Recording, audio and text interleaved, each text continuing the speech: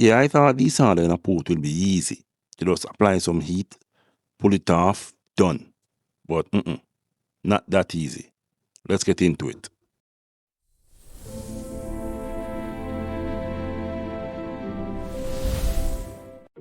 Welcome to Teaching Myself Electronics. My name is Lex and this is episode 4, Desoldering Disaster. So I thought desoldering a port or desoldering overall would be simple. You heat it up, you pull it off and you're done. Yeah, so I've been practicing desoldering, trying to remove some ports cleanly from the board without damaging it, and I quickly realized that it's actually harder than it looks. I have come to the realization that the reason why I thought desoldering would be easy is because in my earlier practices where I'm replacing the BIOS chips, I would normally clean the old solder with the wick and the solder iron, and that is a part of the process that I enjoy. But in trying to do the next step or the next level up of desoldering, which is removing a port, DVI or HDMI port, it's a different level of desoldering, which require additional tools and special techniques, and this I found out the hard way. So stick with me throughout this video. I'm going to show you what I've been trying to do, what I've done, and some of the methods that I discovered. So remember to share your comments, let me know what I can do better and what I'm doing wrong. Okay, first victim. I saw a very nice DVI port and a graphics card that I wanted to remove. So the first mistake I think I made here was using this wax flux. I hate this flux right now. I think that's the first mistake that I made. Second mistake, I came in and I said, you know what? I'm gonna go with just straight heat on this and try to heat it up as much as possible. I probably was on this port for like 5 minutes straight with the heat, just, left, right with the heat, and nothing. It was just not budging. And this was high level of frustration.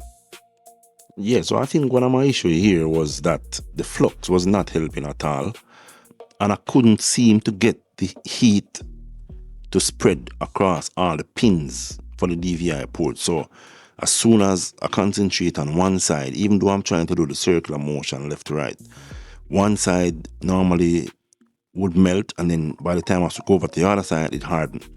So it was a bit frustrating, and I noticed that. So then I say, you know what, alright, I'm gonna try using the wick with the solder iron.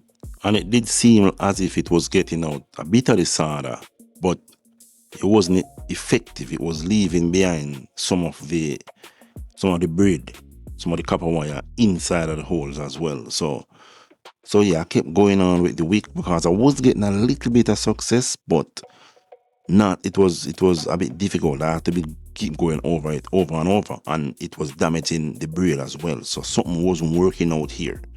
Yeah, so I kept going. I was trying to desolder the big joints around the DVI port, and then I would try to focus the heat on the smaller tiny ports that connecting the DVI in the middle section there, because like I say, I did notice that the heat was not spreading across all the pins on the DVI port, and that was proving a bit difficult to remove. So that was the plan, get the big joints soldered out and then focus on the small pins in the middle. But yeah, as you can see, that did not work. So yeah, frustration was at its peak. And I said, you know what, I just skipped off the DVI and went to a HDMI port. And I said, all right, let me try an HDMI port now and see if I can actually get this one removed. So I started off with some flux around it. Then I'm going to apply some heat, circular motion left to right, spread the heat across all the pins. Heat gun is set to 380 degrees Celsius. Airflow 60%. So after I gave up on the DVI port, I did watch a few YouTube videos and do some research and say, okay, how do they remove a HDMI port? So apply flux, apply heat, right? I'm doing the same thing here.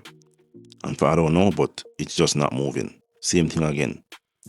So I say, okay, apply the heat for about 3 minutes, and then I just say, okay, let's try to see if I can desolder the pins from the back of the HDMI port, the big joints, just as I was doing with the DVI port, and see if that works.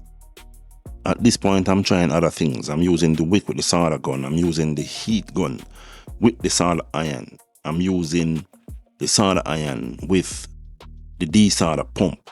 So, and I think I did get some success using the heat gun and the desolder pump to get some of the solder out of the holes. So I combined that with the wick and the desolder pump as well. And yeah, I did see some success in terms of removing the solder from the holes from the HDMI port. But I still don't feel 100% satisfied. I think there's something missing because it shouldn't be this hard to remove a HDMI port. And if you notice, I did have to change my solder iron tip from to the flatted tip. I noticed that with the flatted tip, it handles the wick better. So just learning as I go along. I'm just trying to make some progress. Alright, a bit frustrating, but I think I'm kind of getting the hang of it now, because what's really working for me now is using the desolder pump with the solder iron or the heat gun. So I just heat it up and then I use the desolder pump to suck it out, and that works way more effectively than everything else I've been trying. So going forward, this is the method I'm going to use. But there's also a few other things that I noticed. I think I'm using the wrong flux, because based on those YouTube videos that I told you that I watch, all the flux that I see them using is a gel type flux. It's not a flux paste or even the very liquidy flux. I noticed they're using a gel type flux, and I'd order some of that. So I'm going to be trying that out as soon as I receive it. But I'm going to try this method using the heat gun or the solder iron with the desolder pump and see how well it works. And another port I'm going to remove. Yeah, so finally, after a hard-fought battle, I got the HDMI port off, and you can see even some of the pins damaged. But good thing this is an old graphics card. I don't even care. I just feel good that I finally get it off, regardless of the condition. Another final boss defeated, even though the DVI beat me up still, but on to the next. Alright, so I did remove the SATA port here where you can see the holes, but port got damaged. It didn't come out so clean, being honest. But I'm going to focus on power port to the left here, and I'm going to try to do this one as clean as possible using the solder pump and the heat gun or the solder iron. Alright, so this method is definitely working out for me. I can see the solder being cleared from the holes, but still think, well, I know there's an easier way. So my thoughts now is to invest in some better flux, gel flux. I did order it, that's on the way. And I'm also looking into solder paste, which is low melt or low melt solder. I think both of those, based on my research, can help me to desolder way much easier, because these soldering that are on these old boards are normally lead free and they require higher melting. You have to be heating longer, which can damage the board and so on. So I'll be looking into getting some low melt solder and some solder paste, and I'm going to be testing that out to see if I can make this desoldering process a bit easier. But in any case, this method that I've used now with the desolder pump, the heat gun, or the solder iron works. So I feel a bit better now to know that, okay, I did some practice. I will need more practice going forward.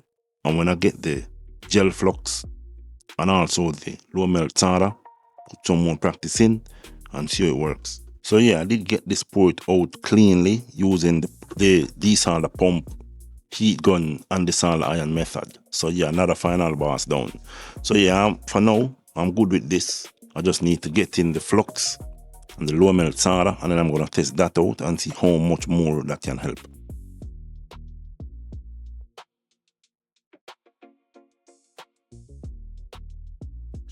Okay, before I wrap up, let me just give you a quick summary on some of the things that I learned along the way in my desoldering disaster journey. So I learned that the heat gun alone isn't always enough, especially for connectors with large ground planes, because I noticed that this is something that you have to understand how heat transmit as well. When it's too wide, it will absorb the heat and keep the solder from melting fully across the entire plane. We'll also learn that you have to physically remove the solder and not just melt it, and this is where the desolder pump come in. So when I melt the solder and suck it up with the desolder pump, that's very good, especially for the big joints around the port. I've not yet used the gel flux, nor the low melt solder, nor the solder paste, but based on what I've seen and based on what I've read online in my research, it shows that the flux and especially the low melt solder will help significantly to melt those stubborn lead-free solders that are on these boards. Because what happens, it will lower the melting point when it mixes with the lead-free solder and allow it to melt way easier, and the port will come off easier. So because I don't have those products yet, I don't have the gel flux yet, I don't have the low melt solder yet, I don't want to wait too long before I release this video, but I am confident that it will make a difference. And this also goes back to tools. You need tools to make your job easier. So I'm looking forward to getting those additional tools, the low melt solder, the gel flux solder paste, and see how well they work. So feel free to pause the video and just read through the sheet that I put together. And when I say that, I mean for you rookies or amateurs like myself, if you're watching this, I know there are some pros in here. If you're watching it, just remember to drop a comment, give the advice. We're on a learning journey, you know what I mean? And we move. Okay, people, I'm going to wrap it up here for now. Thank you for staying to the end of the video. Remember to drop a like, subscribe. My name is Lex. Big up yourself. Peace out.